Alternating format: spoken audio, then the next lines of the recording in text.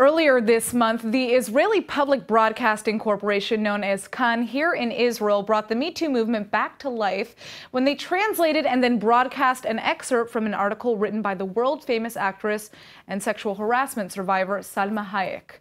Salma Hayek decided to speak out about her own experience working with the infamous Hollywood producer Harvey Weinstein to produce the Oscar award-winning movie Freedom. Here's a look at some of what she had to say in a Hebrew translation performed by the Israeli actress Maggie Azalzal. הארווי ויינסטיין היה קולנוען מושבע. איש שלוקח סיכונים. אב אוהב ומפלצת. במשך שנים הוא היה המפלצת שלי.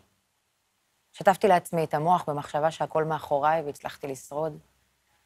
התחבאתי מהאחריות להשמיע את הקול שלי. כשאני משכנעת את עצמי שיש כבר מספיק נשים שהפנו זרקור למפלצת שלי. לא חשבתי שהקול שלי חשוב, ולא חשבתי שהוא ישנה משהו, אחרי שכל כך הרבה נשים נחשפו ותיארו מה הרווי עשה להן.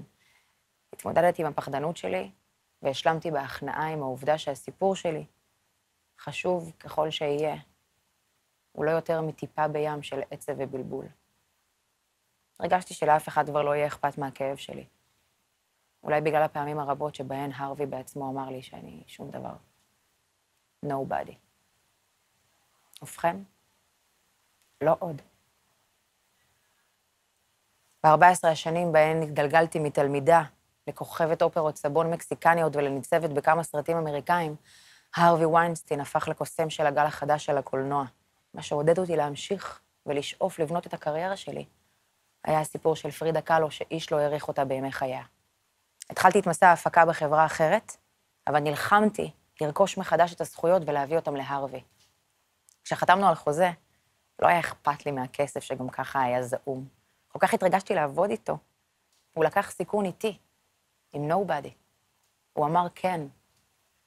לא היה לי מושג שאז יגיע תורי להגיד לא. לא לפתוח את הדלת בשבילו בכל שעות הלילה, במלון אחר מלון, לוקיישן אחר לוקיישן. לא להיכנס איתו למקלחת, לא לתת לו לצפות בי מתקלחת, לא למסאז' שהוא התעקש לעשות לי, לא לתת לחבר עירום שלו לעשות לי מסאז', לא למין אוראלי, לא להתפשט בשבילו עם עוד אישה, לא, לא, לא, לא.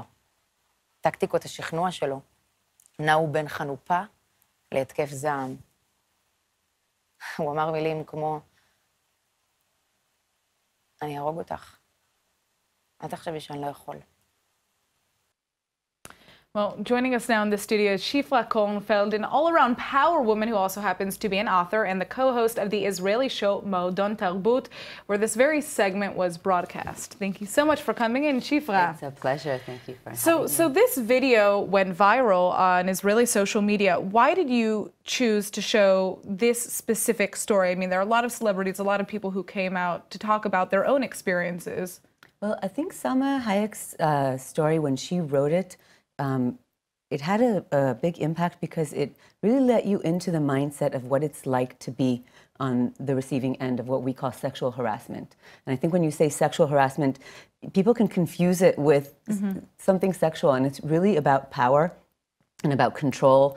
And the way she described it, I think, was such a good portrayal of it takes that word victim and really goes into it. And I think that Maggie does a really good job of bringing it to life. Absolutely. And we felt like the Me Too movement is so important, and it was sort of starting to fade away, and, you know, news always comes in this country. Well, which is an interesting point that you mentioned, because, you know, the first case related to Harvey Weinstein came out a couple of months ago, so it does feel like we're hearing less and less about what's happening. But is this a movement that has affected Israeli society in a profound way, would you say? Yes and no.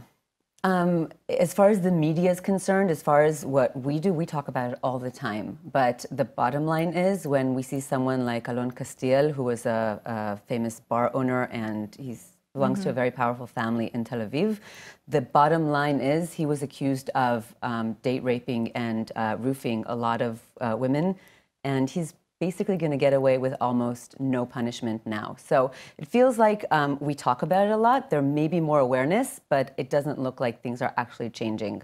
Which is, you know, I mean, you would think that there would be more happening here, but at the same time, we hear people say, well, the situation in Israel is different. People are on a more even playing field. Both men and women go to the military. I mean, is that a fair assumption to make about Israeli society and kind of the relations between men and women? Well, the military is the place where the huge gap begins, because what men do in the military is they go to war, and women some do serve in combat units, but most do a lot of work in back offices. Right. And then when this person who just fought for the country is going to come in and pinch my butt, I mean, I'm not going to get him fired or ruin his career because it really creates a huge power gap. Well, and it goes back to kind of the psychological issues that Salma really kind of explained to people in her piece, which I think was, this goes beyond somebody touching me, raping me, assaulting me in a physical way, but this is something that's emotional. And having so much control over your destiny and your career and your dream. No, I mean, I think it was very powerful. And I mean, I guess the final question, unfortunately, because we're running out of time, is what do you think needs to change so that we don't keep on hearing stories like this, especially here in Israel? I really think that when we see more women in positions of power, more women in politics, more women running things, we will see less sexual harassment. It's that simple. All right. Well, Shifra, thank you so much for coming in. Thank you. It's incredible that you guys broadcast this and translated to Hebrew for all of the Israelis out there who weren't able to kind of understand the profundity of her article. And it's amazing that so many people wanted to see it. Absolutely. Right. There are 120,000 plus views. So thanks so much for coming in, Shifra. Pleasure.